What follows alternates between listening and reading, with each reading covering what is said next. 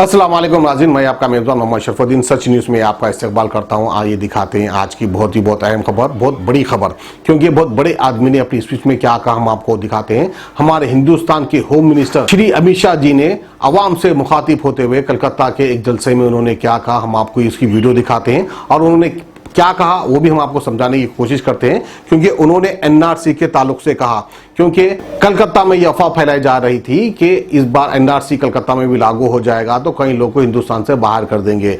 वहीं पर अमित शाह जी ने कहा कि हम कोई हिंदू को परेशान नहीं करेंगे, कोई सिख को परेशान नहीं करेंगे, कोई ईसाई को परेशान नहीं करेंगे, कोई जैन को भी हम परेशान नहीं करेंगे, यानी इन लोग के लिए एनआरसी नहीं होगा। इस तरह से उनका मतलब है, इस तरह से वो कह रहे हैं।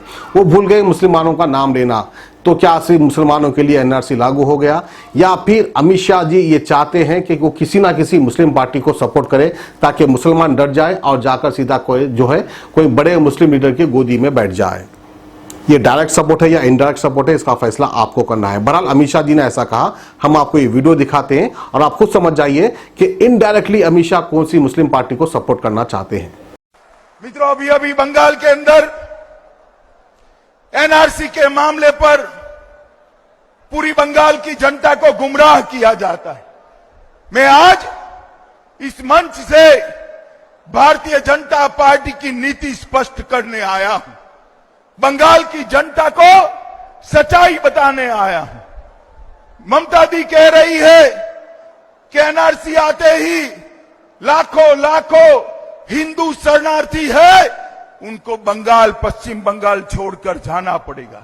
मित्रों, इससे बड़ा कोई झूठ नहीं हो सकता, इससे बड़ी कोई झूठी बात नहीं है। आज मैं सार्वजनिक रूप से बंगाल की जनता को आश्वस्त करने आया हूं। आए हुए सारे शरणार्थी हिंदू, बौद्ध, सिख, जैन, क्रिश्चियन सभी शरणार्थी भाइयों को और विशेषकर हिंदू शरणार्थी भाइयों को आश्वस्त करने आया हूं, क्योंकि उनकी संख्या बहुत बड़ी है। कोई भी हिंदू, सिख, जैन, क्रिश्चियन शरणार्थी जो यहां आए हैं, उसको भारत की सरकार भारत छोड़ने के लिए मजबूर नहीं करने वाली है, मजबूर नहीं कर। ये झूठ जो फैलाया जा रहा है बंगाल की जनता को उकसाने के लिए, मैं आज कहना चाहता हूं कि ऐसे संवेदनशील मामले पर जो लोग अपनी धरती पर वापिस आए हैं, प्रताड़ित होकर आए हैं, संतरास भोग कर आए हैं, इनकी मजाक मत करिए। इनके सांस, इसकी हाय जो है आपको ले डूबेगी। मैं आज कहना चाहता हूं, भारतीय जनता पार्टी की सरकार एनआरसी के पहले सिटीजनशिप अमेंडमेंट बिल लेकर आनी है, सीए भी लेकर आनी है। ये सीएबी क्या है? ये सीएबी का मतलब है भारत के अंदर जितने भी हिंदू, सिख, जैन, बौद्ध, क्रिश्चियन जितने भी हिंदू शरणार्थी आए हैं, वो सभी के सभी को भारत की नागरिकता प्रदान कर दी जाएगी, हमेशा के लिए प्रदान करनी। और मैं आज आपको भरोसा दिलाने आया हूं, जो शरणार्थी भारत में आए हैं, उनको मैं विश्वास दिलाना चाहता हूं कि citizenship amendment bill Narendra Modi सरकार लेकर आने वाली है, और वो आने के बाद मेरे जितना ही अधिकार आपका ये भारत माता की भूमि पर होने वाला है, भूमि पर होने वाला है। एक एक शरणार्थी को देश का प्रधानमंत्री बनने का अधिकार ये भारतीय जनता पार्टी की सरकार देने वाली है। एक एक शरणार्थी को हम मत का अधिकार देने वाले हैं, नागरिक बनाने वाले हैं। मित्रों, मैं आज बंगाल की जनता को कहने आया हूं, जो मगरमच्छ के आंसू बहाते हैं। हम सिटीजनशिप अमेंडमेंट बिल लेकर आए थे राज्यसभा में, यही तृणमूल कांग्रेस के सांसदों ने राज्यसभा चलने नहीं दी, सिटीजनशिप अमेंडमेंट बिल को पारित नहीं करने दिया। और इसके कारण आज जो शरणार्थी भाई आए हैं, चाहे वो मतवा समाज के हो, चाहे वो किसी भी समाज के हो, वो सारे के सारे आज अगर भारत के नागरिक नहीं बन रहे हैं, तो इसका कारण तृणमूल कांग्रेस ने इसका विरोध किया था, वो था। मगर आज स्थितियां बदली है। तृणमूल कांग्रेस कितना भी विरोध करे, सिटीजनशिप अमेंडमेंट बिल पारित होने वाला है और सब शरणार्थियों को भारत का नागरिक बनने का गौरव ये भारतीय जनता पार्टी की सरकार देगी।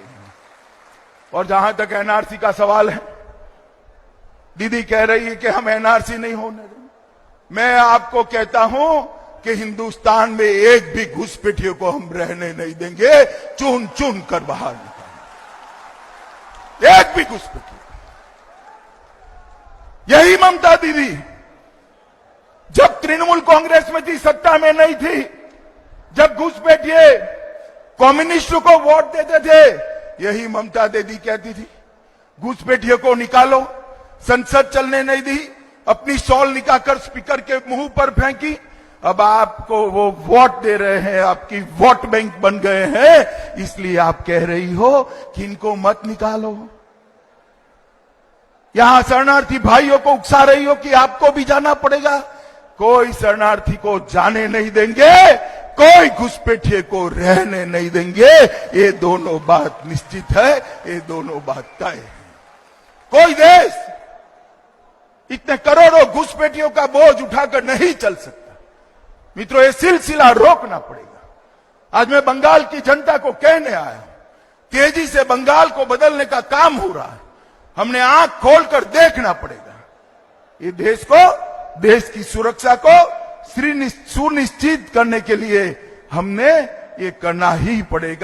अब A1 टाउनशिप चिविला और मोइनाबाद के दरमियान मेन रोड से 1.3 किलोमीटर आबादी से लगा हुआ तमाम डेवलपमेंट के साथ, जहां आप अपना घर बना के रह सकते हैं, जो है बिल्कुल बिल्कुल बिल्कुल आबादी से लगा हुआ। 4 लाख में 100 गज का plot, drainage, electricity, footpath, BT road, college, bus stop जैसी तमाम सहूलियतें दस्तयाब हैं। आपका ये छोटा सा इन्वेस्टमेंट आपका और आपके बच्चों का मुस्तकबिल बदल सकता है। मजीद मालूमात के लिए हमें कॉल करें। Address pillar number 235 opposite fishers department, Rajendra Nagar, Hyderabad. Contact 7799603838।